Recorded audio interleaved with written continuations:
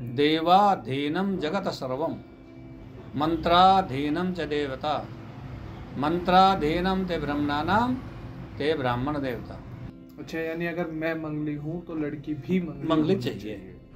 कहीं देश में जाना हो, यात्रा करनी हो, लड़ाई झगड़ा करना हो, मुकदमा करना हो, उसमें नौकरी करनी हो, व्यापार करना हो, उसमें प्रसिद्ध नाम जो उसका नाम बोला जाता है उस राशि के अनुसार कार्य करे जाते हैं। नमस्कार दोस्तों, आज हम जानने वाले हैं ज्योतिषी के बारे में कि ज्योतिषी में हम क्या फ्रॉड के सामना कर रहे हैं और ज्योतिषी के हमारे जीवन में क्या वैल्यू है, ज्योतिषी कहाँ पे हमारे काम आ सकता है और कहाँ पे हमारे साथ में गलत कर सकता है। तो नमस्कार। तो आप अपना नाम बताइए, क्या है? मैं पंडित मगधत शास्त्री, ज्योतिष गोल्ड मेडलिस्ट।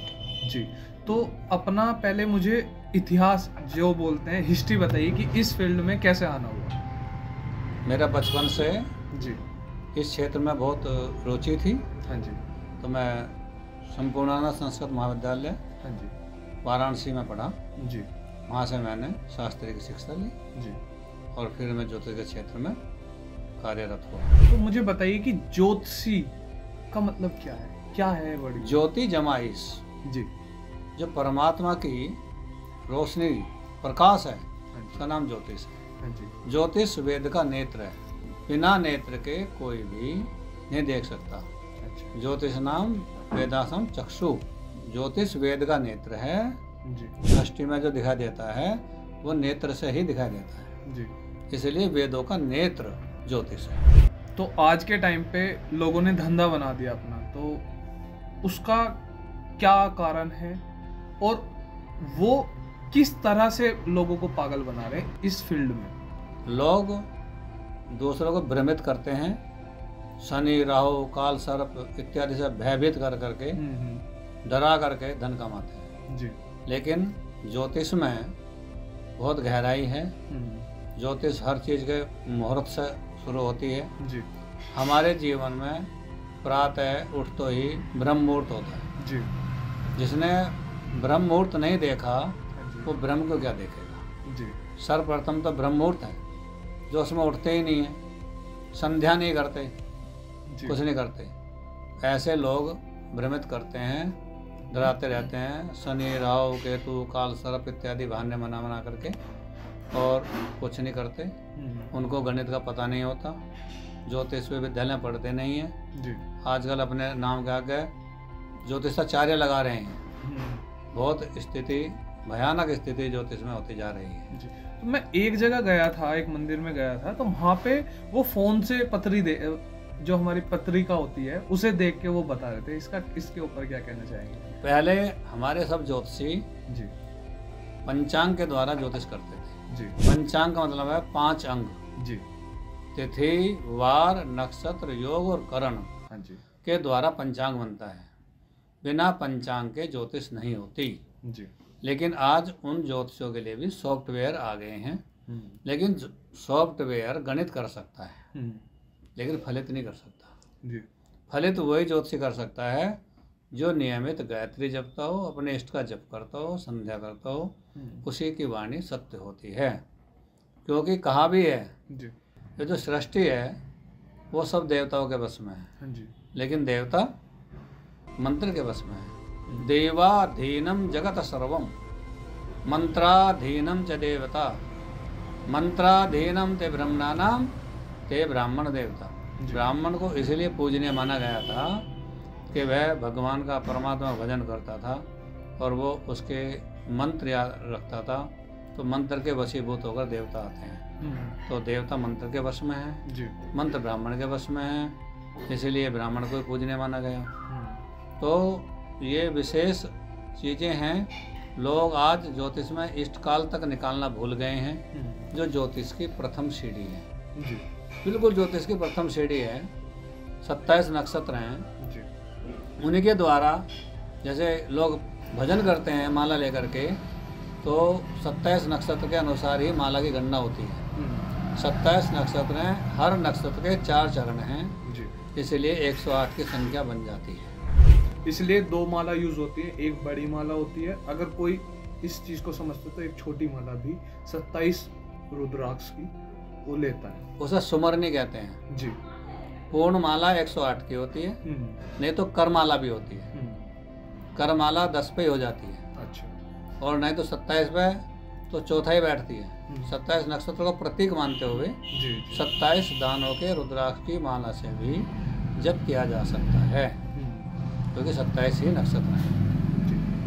और उसको कहते हैं सुमरनी, उसे पूरी माला नहीं कहते हैं। अच्छा। माला 108 की ही होती है। लेकिन लेके तो साथ में उसे भी चलते हैं। इसे चलते हैं, वो जब माला करते जी। हैं तो उससे सरकाते रहते हैं कितने मालाएं होंगी। मंत्र होता है, मतलब पूरा एक मंत्र का एक मतलब जैसे पूरा वो कर देते हैं तो एक कंप्लीट हो जाता है, वो काउंटिंग है। जी। तो मैं फिर से वापस आना चाहूँगा ज्योतिषी पे ही, कि अगर जैसे बहुत से कारण होते हैं कि भाई घर में कुछ कलेश हो रहा है, या शादी नहीं हो रही है, या फिर किसी की नौकरी नहीं लग रही है, बहुत से कारण होते हैं घर में या हमारी जिंदगी में, तो ज्योतिषी का महत्व क्या होता है इस चीज में? ज्योतिष का महत्व होता है, जब बच्चे का जन्म होता है उसकी जन्म पत्री बनाई जाती है। जन्म पत्री का मतलब जन्म का समय उसमें निर्धारित होता है जी। उसमें होता है सर्वप्रथम लगन। प्रथम लगन जो होता है कुंडली में 12 घर होते हैं, 12 राशि होती है जी। जिस समय बच्चे का जन्म हुआ, कितने अक्षांश पर हुआ है, उसी के अनुसार उसकी लगन कुंडली बनाई जाती है। जिस राशि का लगन होगा उसी हिसाब से हमें उसके विषय में जानना है बच्चे के कि इसका स्वास्थ्य कैसा रहेगा, आयु कैसी रहेगी, तो उससे हम प्रथम भाव से विचार करते हैं। अच्छा।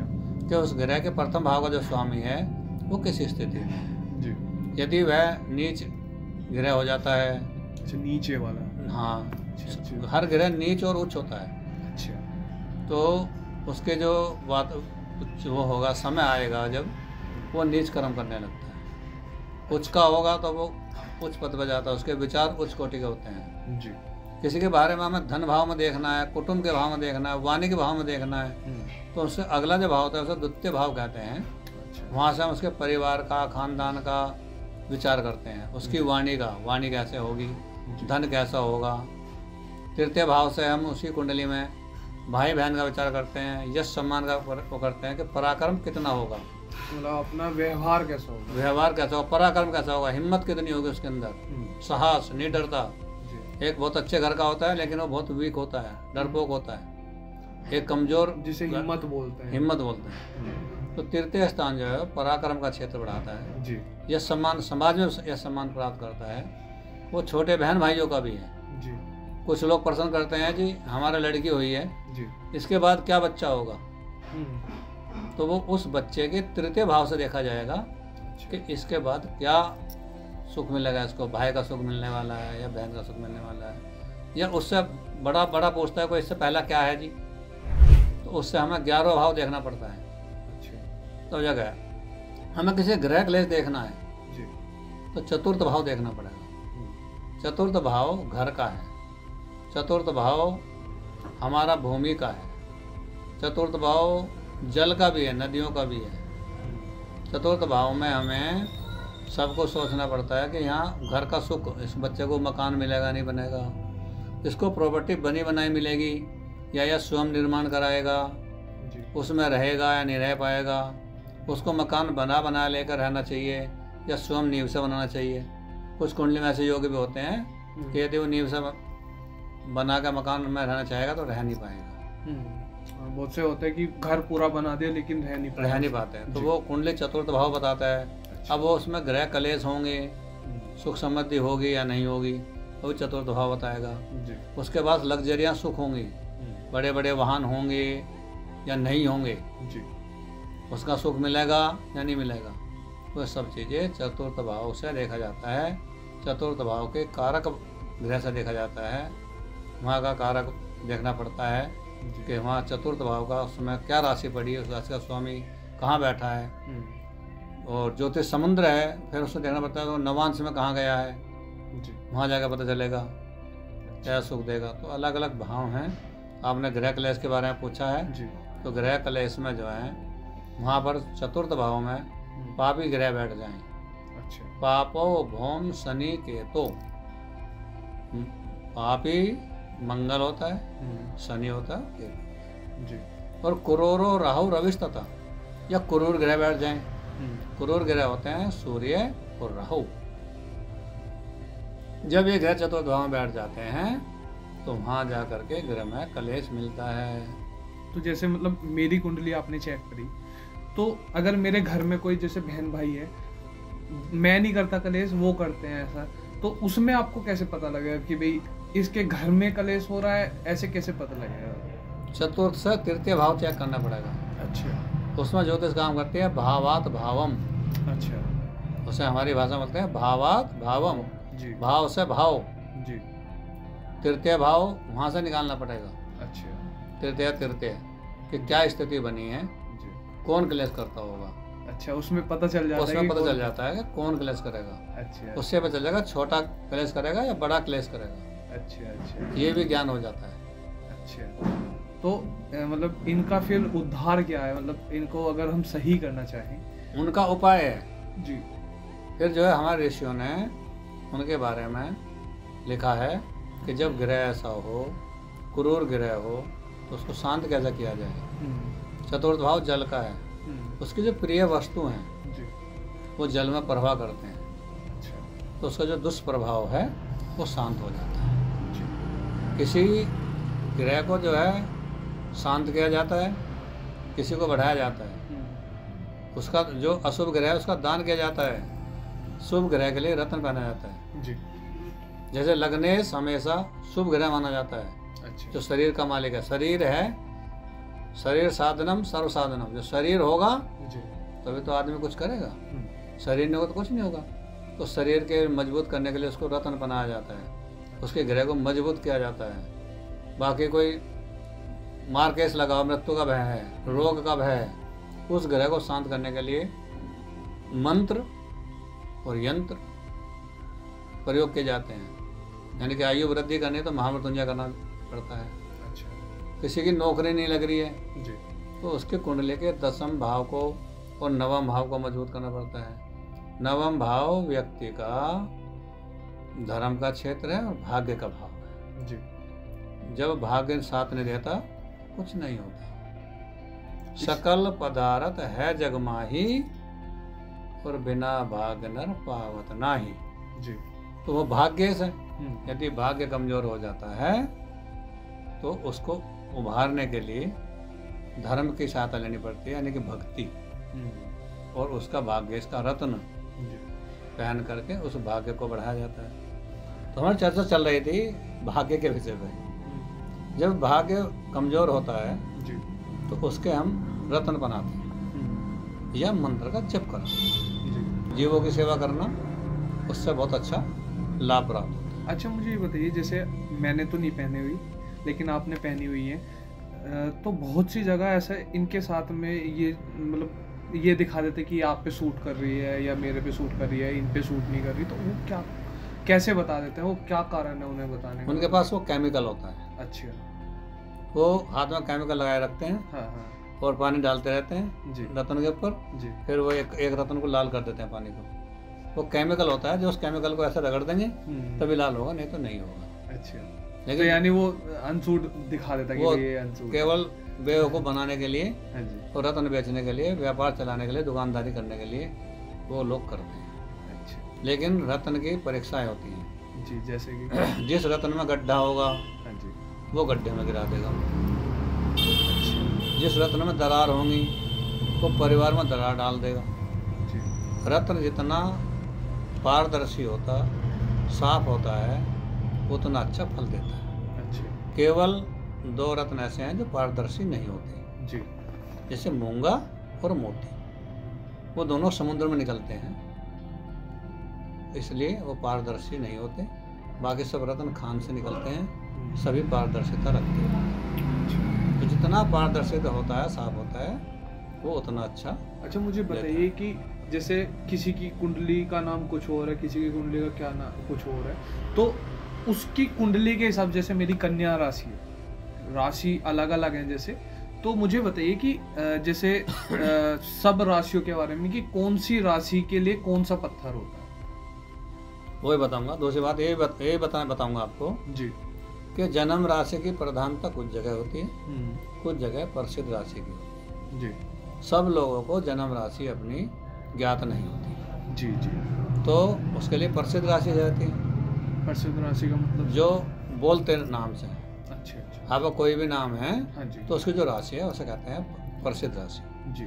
जन्म राशि होते है जो जन्म समय हमारा चंद्रमा किस नक्षत्र में था, किस चरण में था, क्या अक्षर निकला, वो जन्म राशि होती है। ज्योतिष का मानना है कि देशे ग्रामे ग्रह युद्धे सेवायाम व्यवहार के, कहीं देश में जाना हो, यात्रा करनी हो, लड़ाई झगड़ा करना हो, मुकदमा करना हो, उसमें नौकरी करनी हो, व्यापार करना हो, उसमें प्रसिद्ध नाम जो उसका नाम बोला जाता है उस राशि के अनुसार कार्य करे जाते हैं।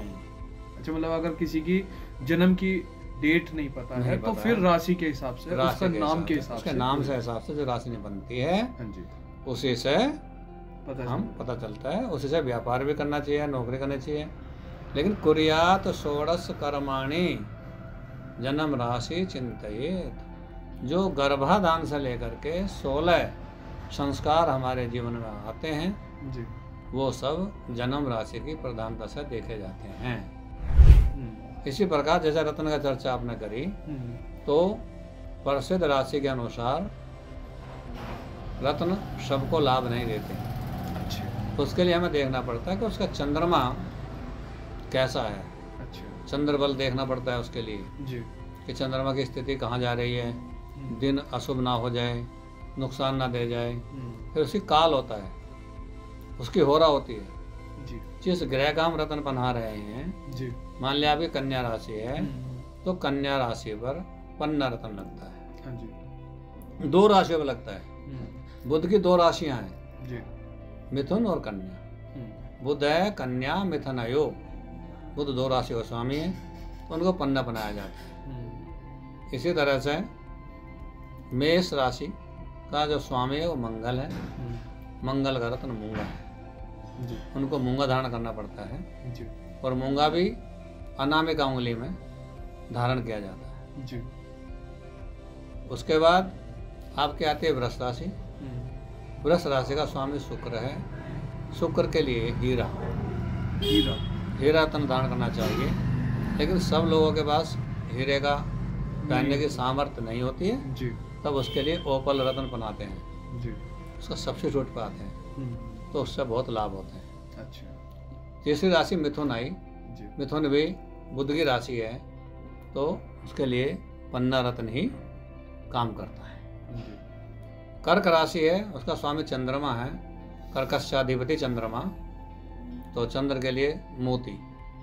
चंद्रमा का स्वभाव शीतल है जी, इसलिए मोती भी बनाते हैं, शीतल ही होता है। अच्छा। जिसको ब्लड प्रेशर हाई होता है उसके लिए मोती बनाना चाहिए। सबसे अच्छा मोती बसरे खान का आता था, बसरे की घाटी थी एक बसरा, वहाँ से अब वो निकलना बंद हो गया है। उसकी बहुत बड़ी कीमतें हैं, एक मोती लाखों रुपए में मिलता है, क्योंकि वो अब प्राप्त नहीं हो रहा है अलीगढ़ तरीके से। हाँ, तो जो पुराने किसी के पास रखे हैं वही रह गए हैं। अब साउथ सी मोती आता है 2 नंबर पर, साउथ सी जी, उसका भी बहुत अच्छा रिजल्ट देखने को मिलता है जी। और नहीं तो फिर बस बैट का मोती है, चाइनीज मोती है, फिर तो बस वो फॉर्मलिटियाँ हैं, सुंदरता बढ़ाते हैं जी, काम नहीं करते हैं जी। और इसी वजह से फिर बोल देते हैं कि ज्योतिषी खराब, कुछ अच्छे रत्न पहन नहीं पाते। अच्छा। सब्स्टिट्यूट लेते हैं, फिर कहते हैं कि हमारा तो काम नहीं करा तो काम क्या करेगा जी, काम तो जब भी करेगा जब तुम उस काम के लेवल के लिए, जो काम तुम्हारा है उस लेवल के अनुसार कार्य करोगे या उसे ग्रहण करोगे जी। उसके बाद सिंह आता है, सिंह का स्वामी सूर्य है, सूर्य का माणिक रत्न है जी, और माणिक को लाल भी कहते थे पहले। अच्छा। हमारे बुजुर्ग कहते थे कि लाल तो 9 करोड़ का हो। तो उस जमाने में जब 9 करोड़ का होता था हमारे बुजुर्गों के, आज उसे क्या कीमत होगी। और लाल कहते हैं मणि को, मणि जी, जो सांप की नागमणि अलग चीज है, बहुत कौस्तुम मणि है, और भगवान कृष्ण के पास कौस्तुम मणि थी जी, बहुत मणियां हैं जी। तो उनकी कोई कीमत नहीं है। तो माणिक जो है सूर्य का रत्न है, भगवान सूर्य की तरह चमकता है, ये रत्न माणिक है जी। तो इसके सूर्य के लिए, सिंह राशि वालों के लिए ये बहुत वरदान का काम करता है, बहुत अच्छा रत्न है। कुछ लोग यदि माणिक नहीं पहन पाते हैं तो लाल तांबड़ा पहनते हैं उपरतन में, अच्छा। लाल हकीक पहनते हैं, लाल जरकन पहनते हैं, और नहीं तो भगवान सूर्य के लिए एक मुखी रुद्राक्ष भी धारण किया जा सकता है। तो मुझे बताइए इसमें फ्रॉड क्या चल रहा है, मतलब और क्या चाइनीज कर रहा है? बनकारे केमिकल के द्वारा। अच्छा, मतलब जैसे आपने ये पहना हुआ है, जी। ये इसी की कॉपी बिल्कुल हाँ, चाइनीज में आ जाए। चाइनीज में आ जाएगा। अच्छा। इससे भी सुंदर लगेगा, ओरिजिनल से सुंदर दिखाई देता है वो जो नकली होता है, जी क्योंकि नकली को बनाया जाता तो सुंदर बनाएगा आदमी। जी जी बिल्कुल। तो वो और अच्छी तरह से दिखाया जाता है, लेकिन वो नकली होता है, उसी में धोखा होता है। आजकल कोई भी रतन डुप्लीकेट बहुत ज़्यादा आ रहा है बाजार में, सभी तरह का, बिल्कुल हर चीज में फ्रॉड, हर चीज़ में फ्रॉड हो रहा है। सही बात है। उसे कहते हैं glass filling. Manik glass filling आ रहा, नीलम ग्लास फिलिंग आ रहा, उसको ग्लास फिलिंग बोलते हैं। तो मैं दूसरी बात इसमें ही ज्योतिष से रिलेटेड पूछना चाहूँगा, ज्योतिषी का जो हमारी शादी होती है उसमें क्या महत्व है? शादी का महत्व है दोनों का। जी। सबसे पहले जो मैत्री है वो नक्षत्र से जन्म होती है। पत्री। जन्म पत्री जी। दोनों के नक्षत्र के द्वारा हाँ जी। जन्म पत्री मिलाने का विधान है। दोनों के नक्षत्र का मेल है या नहीं है। हमारे कुंडली के अनुसार 36 गुण होते हैं जी। 36 में कितने गुण मिले दोनों को मिलाकर, क्योंकि दोनों कुंडलियों को मिलाकर 36 गुण होते हैं। जी। तो दोनों में से कितने मिल करके कितने गुण मिले जी। वो देखना होता है। फिर उसका विचार करना। 4 वर्ण हैं, ब्राह्मण, क्षत्रिय, वैश्य और शूद्र। उनके लिए एक एक नियम लागू किया गया है कि किसके लिए विशेष महत्व दिया जाए। तो नाड़ी दोषस्तु विप्राणाम, जी। वर्ण दोषेषु भूभुजाम,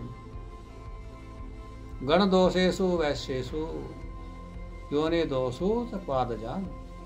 यानी कि ब्राह्मण के लिए नाड़ी दोष में विवाह नहीं किया जाता, क्षत्रिय के यहाँ वर्ण दोष में विवाह नहीं करना चाहिए, और वैश्य के यहाँ यानी कि लालाओं के यहाँ गण दोष में विवाह नहीं करना चाहिए। इनका शुद्धिकरण करके बताएंगे कि क्या क्या होता है। और शूद्र के यहाँ योनि दोष नहीं होने चाहिए। उनसे जो है यदि दोनों के नाड़ी एक हो जाती है तो संतान होने में बाधा। अच्छा, मतलब विवाह में कोई दिक्कत नहीं थी, लेकिन संतान में हो जाएगी। दिक्कत। तो विवाह किस लिए किया जाएगा? संतान के लिए। बिल्कुल। इसलिए जो है वहाँ वो दोष बन जाता है। फिर मंगली पे विचार किया जाता है। कोई एक मंगली है दूसरा नहीं है, तो शादी करें तो कैसे करें? क्योंकि ज्योतिष का मानना है लग्ने व्यच पाताले जामित्रे चाष्टमे कुजय कन्या भरतो विनाशाय भरता कन्या विनाशकृत। यदि एक मंगली है दूसरा नहीं है तो उसके जो है मृत्यु तक होने का भय हो जाता है सामने वाले का। इसलिए हम दोनों को मंगली ही चुनते हैं। जी। तो इसका अल्टरनेट क्या है, मतलब कैसे, अगर जैसे कोई मंगली लड़की है और लड़का नहीं है, या लड़का है लड़की नहीं है?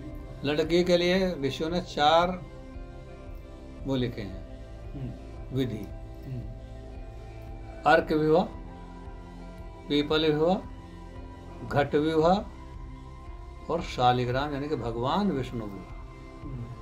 लड़की के लिए इन चारों में से किसी एक के साथ विवाह कर दिया जाता है।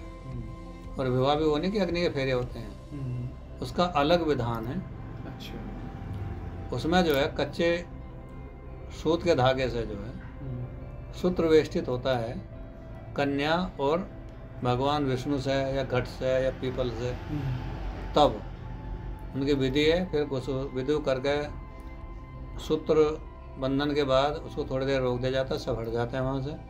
उनसे प्रार्थना की जाती है कि प्रभु जो भी मेरे दाम्पत्य जीवन की बाधाएं हैं, जो द्विविवाह के योग हैं, उन्हें जो है आप अपने में समाहित करें और मुझे सौभाग्यवती होने के लिए आशीर्वाद प्रदान करें। तब उनको एक एक सूत्र को तोड़ा जाता है, उसके भी सब मंत्र हैं विधिवत, वो किया जाता है। फिर विवाह करने के बाद उसका मांगलिक दोष शांत होकर के दाम्पत्य सुख बहुत अच्छा प्राप्त होता है। तो मतलब मैं जैसे आप बोल रहे हैं शांत, तो क्या मतलब है मांगलिक दोष का, मतलब क्या है, क्यों होता है ये? मंगल के कारण जी।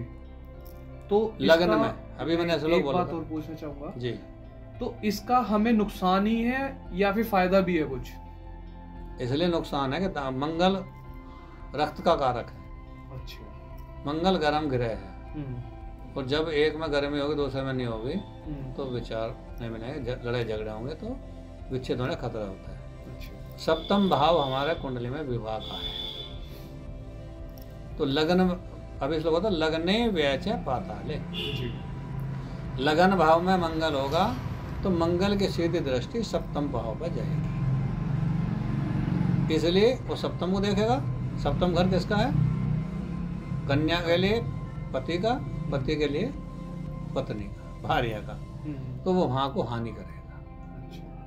वो चतुर्थ भाव में बैठ जाएगा। चतुर्थ भाव सुखों का है। चतुर्थ भाव में भी चौथी दृष्टि से मंगल की दृष्टि सप्तम भाव पर पड़ती है, तो वो वहां को जो है घरेलू सुखों को भंग करेगा, विचार खराब हो जाए। फिर सप्तम भाव आता है। सप्तम भाव स्वयं पति पत्नी का है। जब वहां मंगल होगा तो वो उस घर में आग लगाएगा। जब आग लगाएगा तो कोई कैसे बचेगा, दिक्कत करेगा। अष्टम भाव मृत्यु का है और वो सिद्ध कुटुंब भाव को देखता है, तो वहाँ कुटुंब की भी हानि करेगा।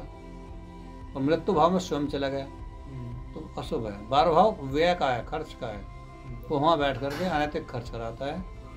और शैया सुख का भी है। जब हमने शादी की है तो रात्रि का शयन सुख तो चाहिए ना, तो वो वहाँ अग्नि पैदा करता है, वहाँ सुख नहीं देता। और उसकी 8वीं दृष्टि में सप्तम भाव पड़ती है, तो सप्तम भाव को बिल्कुल खत्म कर देता है, शून्य कर देता है। इसलिए उसका, और फिर लोहे को लोहा काटता है। इसलिए दूसरे को मंगली होना जरूरी है। अच्छा, यानी अगर मैं मंगली हूँ तो लड़की भी मंगली चाहिए। तो उसका जो दोष है वो वहाँ दोनों एक से हो गए। तो ऐसा भी तो बोला जाता है कि भाई अगर जैसे मैं ज्यादा मंगलिक हूँ, ठीक है, और दूसरा भी थोड़ा बहुत मंगलिक है तो चल जाता है। हाँ, चल जाता है। थोड़ा क्या मतलब है? मंगल जो है जब 0 डिग्री का हो, अस्त हो, वक्री हो, नीच का हो, उच्च का हो, तब वो जो है उसकी अशुभता कम हो जाती है। इसे उसे आंशिक मांगलिक बोलने लगे हैं, लेकिन है तो मंगली ही ना, तो उसका प्रभाव थोड़ा कम होता है। उस प्रभाव को दूसरा ग्रह में काटता है जी।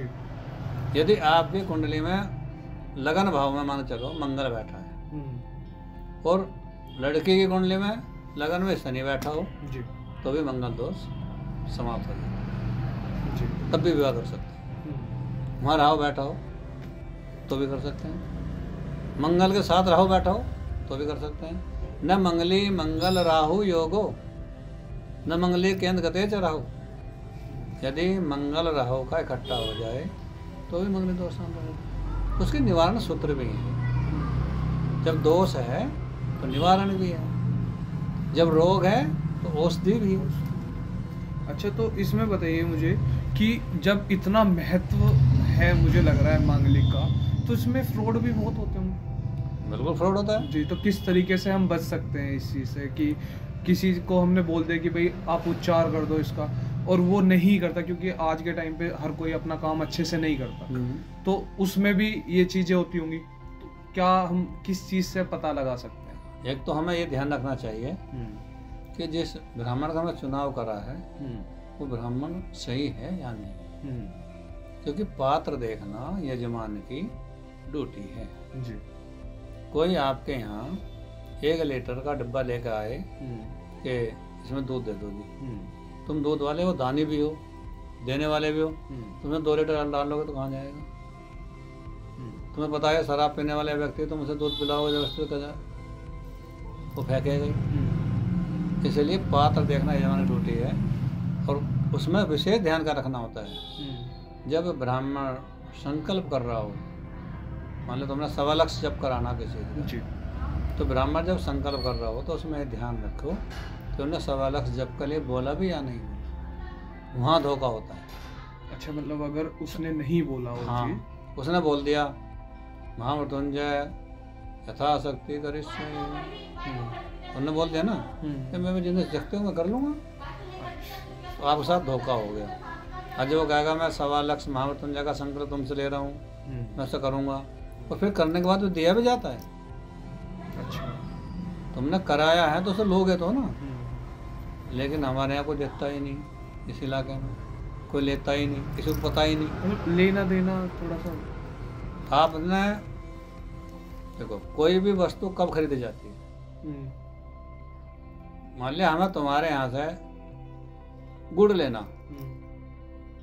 हमारा तो पैदा हो नहीं रहा, तुम्हारा तो तुमसे लेंगे तो तुम्हें उसके कुछ दाम देंगे ना। दाम देंगे। इसी प्रकार ब्राह्मण ने आपके लिए 1.25 लाख महामृत्युंजय का संकल्प लिया, जी, तो उसने एक सूत्र बंधवाया, अच्छा, कलावा जिसे हम कहते हैं, मोली कहते हैं, तो उसमें बांधा कि मैं ये वचन लेता हूँ, ये बंधन बंध गया जी, कि मैं तुम्हारा जप करूँगा, इतने समय में करूँगा, समय निर्धारित हो गया।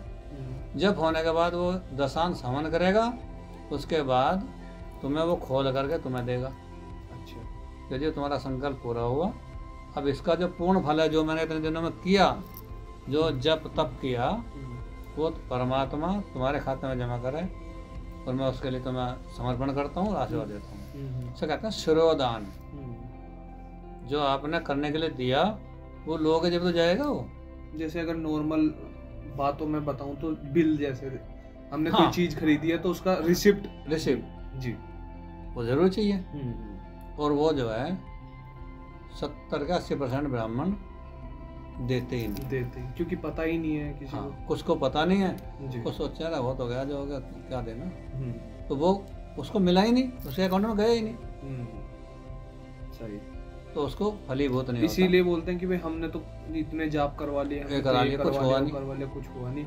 और ज्योतिषी में खराब है, मतलब हाँ, पंडिताई खराब है, या फिर ये ब्राह्मण खराब है जी, सबको। और बदनाम ब्राह्मण है, लेकिन इस कार्य में हर जाति का व्यक्ति उतरा हुआ है आज। और ऐसे ऐसे हैं जो अपने को आचार्य लिख रहे हैं, जबकि वो आचार्य के लक्षण नहीं जानते।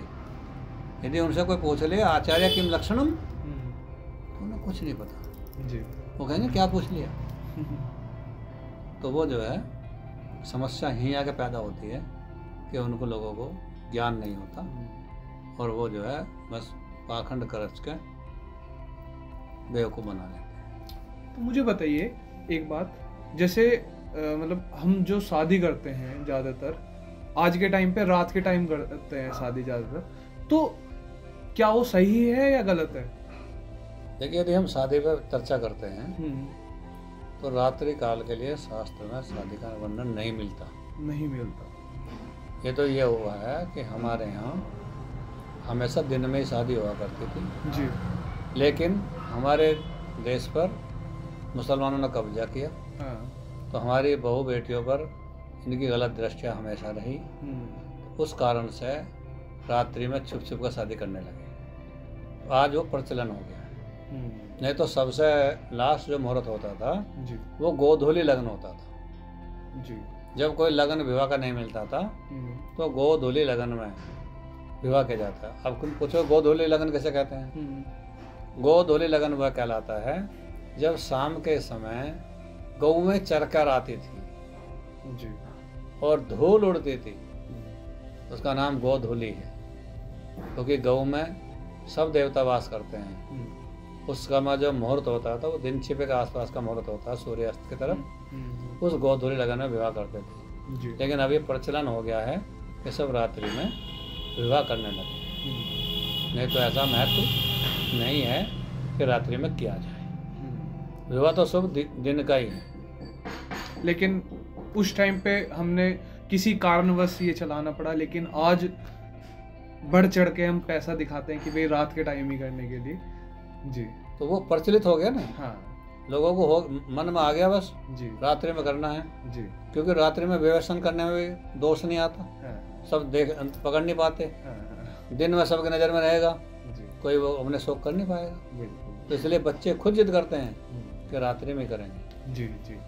तो मुझे बताइए कि जैसे हम पंडित को बुलाते हैं जब हम फेरे वगैरह लेते हैं, तो पहले काफ़ी टाइम के होते थे, लेकिन अब ज़्यादा हम आधा घंटा 1 घंटा में फेरे ख़त्म हो जाते हैं। तो अब फेरे कम हो गए या फिर देखिए, आपने बहुत अच्छा प्रश्न किया कि पहले 3-3 घंटे लग जाते थे संस्कार कराने जी, और आज बहुत जल्दी हो जाता है। आज हर व्यक्ति जल्दी में पंडित के पीछे जो है उंगली लगाने लगते हैं, उन्हें जल्दी करते हैं। लड़के के बस के बैठना नहीं। हाँ। सबकी डिस्क प्रॉब्लम हो रही है जी। आजकल लड़कों की डिस्क प्रॉब्लम हो रही है शादी से पहले। तो शादी करेंगे क्या? पहले ही हो रही है। तो मंत्र कोई नहीं घटा है जी। फिर मंत्रों में वही हेरा फेरी होती है। हेरा फेरी। क्योंकि जब यजमान जल्दी चाह रहा है, ब्राह्मण पहले क्या होता था, अधिकतर दोनों पक्ष के ब्राह्मण होते थे जी, वर पक्ष का भी और वधु पक्ष का। तो वधु पक्ष वाला कोई भी गलती नहीं करने देता था, उधर वर पक्ष वाला नहीं करने देता था जी। तो दोनों का वहाँ शास्त्रार्थ हो जाता। हाँ। जरा सी बात इसीलिए पहले लड़ाई काफी होती थी। लड़ाई होती थी। हाँ। और ब्राह्मणों के यहाँ तो कितने शुक्ल आ जाते थे संस्कारों पे। कई शुक्ल बोले तो मतलब ब्राह्मणों में एक पद है शुक्ल का। हाँ जी। शुक्ल इस काम करते थे। ब्राह्मणों का संस्कार करना केवल शुक्लों को अधिकार था। अब तो शुक्ल ने काम छोड़ दिया। मुझे बताइए पहले शुक्ल क्या होता है? मतलब ब्राह्मणों में एक पद है। अच्छा। गोत्र है, शुक्ल है, कोई शुक्ला है, कोई मिश्रा है, जी, कोई द्विवेदी है, कोई त्रिवेदी है, कोई चतुर्वेदी है, कोई द्विवेदी है, कोई तिवारी है। तो ऐसे शुक्ला होते थे। तो शुक्लों को हमारे यहाँ जो है उच्चा माना गया हमसे भी। तो वे ब्राह्मणों को संस्कार करते थे। तो वे केवल ब्राह्मणों का ही संस्कार करते थे और किसी जाति में जाते ही नहीं थे। तो वहाँ कई एक संसार में कई ब्राह्मण इकट्ठे होते थे। तब जो है समय ज़्यादा लगना ही था। आज दोनों पक्ष सलाह कर लेते हैं, भैया एक ही बुला लियो, और दोनों कहते हैं ये लो जी जेब में रख लो कुछ और जल्दी कर देना, जल्दी से जल्दी कर दो। इसलिए विवाह का कोई मुहूर्त भी नहीं होता। हमसे तो आज कोई पूछने लगे ना कि जी विवाह में, कुछ बुजुर्ग पूछ लेते हैं आज भी कि वो पंडित जी, शास्त्री जी, गुरु जी, फेरों का लगन क्या है? हम कहते हैं भैया आज तो फुर्सत लगन है। कोई लगन नहीं, ज्योतिष से कोई लगन नहीं होता, वहाँ फुर्सत लगन होता है। तो पूछते हैं फुर्सत लगन कैसे है? कि जी पहले तो बैंड बाजे वालों से पूछो, अपने शराबियों से पूछो जी, फिर फोटोग्राफरों से पूछो जी, स्टेज वालों से पूछो, आशीर्वाद देने वालों से। जब सब थक लें उसके बाद पंडित को उठा के लाते हैं घर से। अगर पंडित जी को बुला के ले आओ, वो अपना आँख मसलता हुआ आएगा और तुम्हारे फेरे करे चला जाएगा। तो गुरुजी मुझे बताइए कि अगर कोई हमारी वीडियो कोई आपके जैसा ही देख रहा है तो उसे किस चीज़ का ध्यान देना चाहिए, आप जो बताना चाहें उसे, और वो क्या गलती करता है? देखो, ब्राह्मण का फर्ज है कि वो हर कर्म को सही तरीके से विधिवत करे जी। उसे अपनी गलतियाँ सुधार लेनी चाहिए, क्योंकि जो ब्राह्मण गलती कर रहा है दोषी तो भगवान का वो भी है। जिसे कोई नहीं देखता उसे परमात्मा तो देख ही रहा है ना। बिल्कुल। तो ब्राह्मण को अपने इसमें सुधार कर लेना चाहिए और सभी को करना चाहिए। यजमान क्या कह रहा है उससे छोड़ दो, उससे पहले कह दो ना कि संस्कार अच्छी तरह कराना है तो बताइए, नहीं तो जाइए। इसीलिए आज के टाइम पे ज्यादातर डिवोर्स हो रहा है, ये हो रहा है, वो हो रहा है। इसलिए डिवोर्स हो रहा है कि कोई भी संस्कार विधिवत और समय से नहीं होता है। कोई भी संस्कार लगन से नहीं होता है जी। यदि लगन से होगा तो ऐसा कभी चीज घटित होंगी ही नहीं। बिल्कुल सही। तो लास्ट में मैं पूछना चाहूंगा कि अपना कोई शुभ विचार बताइए कि कैसे जीवन व्यतीत करना चाहिए आपके हिसाब से। देखिए, सर्वप्रथम तो मैं ये कहूँगा कि इष्ट साधनम सर्व साधन। जी। हर मनुष्य को जीवन में अपना एक इष्ट जरूर बनाना चाहिए। कोई शिव को इष्ट मानता है, कोई दुर्गा जी को मानता है, कोई काली जी को मानता है जी। जैसे मैं स्वयं राज राजेश्वरी माँ पितामरा बगला मुखी का उपासक हूँ और उन्हीं को इष्ट मानता हूँ। वे मेरी इष्ट है जी। वो ही मेरे लिए सब कुछ है। माता पिता भाई बहन बंधु सबसे पहले वे हैं, तो मेरी इष्ट हैं। इष्ट का सुमरण बहुत जरूरी है और प्रत्येक मनुष्य को प्रातः ब्रह्म मुहूर्त में उठना चाहिए ताकि देवताओं की कृपा उन पर बरसती रहे और शुद्ध आचरण करते हुए आगे बढ़ना चाहिए। हर मनुष्य को, हर हिंदू को, ब्राह्मण को, क्या हर हिंदू को मस्तिष्क पर तिलक जरूर लगाना चाहिए जी। बहुत अति अनिवार्य है कि वो तिलक लगाएं, तो अपने एक हिंदुत्व को बल मिलेगा और हमारी भावनाएं भी उत्तम हो जाएंगी। जब हम अच्छी तरह से तिलक लगा चलेंगे या शिखा रखेंगे या कला बांधेंगे या जनेऊ पहनेंगे, तो हमें जो है स्वयं में, परमात्मा में जब हम लगेंगे तो हमारे सब चीज़ की शुद्धि हो जाएगी। बिल्कुल। इसलिए हमें सबको ये ध्यान रखना चाहिए कि सुबह प्रातः उठें और भगवान का भजन अवश्य करना चाहिए जी। क्योंकि भजन की महिमा बहुत बड़ी है। हाँ जी। भजन और दान जी, जितनी श्रद्धा हो उतना अवश्य करें जी। एक मिनट गुरु जी, बहुत बहुत धन्यवाद, आपने इतना समय दिया। और आज हमने जाना है कि ज्योतिषी का काम में क्या खराबी कर सकता है ज्योतिषी, हमें किस चीज़ का ध्यान देना चाहिए। अगर हम यहाँ पे जैसे अंगूठी वगैरह पहनते हैं तो वो उसमें क्या क्या फ्रॉड कर सकता है कोई, और हमारा जो विवाह होता है अगर हो सके तो प्लीज़ उसे दिन में करें, क्योंकि रात के टाइम पे, उस टाइम पे हमारी मजबूरी थी, लेकिन आज मजबूरी नहीं है। आज हम अपने शौक के हिसाब से, अगर जैसे कोई मेरा पड़ोसी कर रहा है रात का तो हम रात का करेंगे, इसलिए कर रहे हैं, तो इसलिए ये गलती ना करें। बहुत बहुत धन्यवाद। जय श्री राम। जय श्री राम।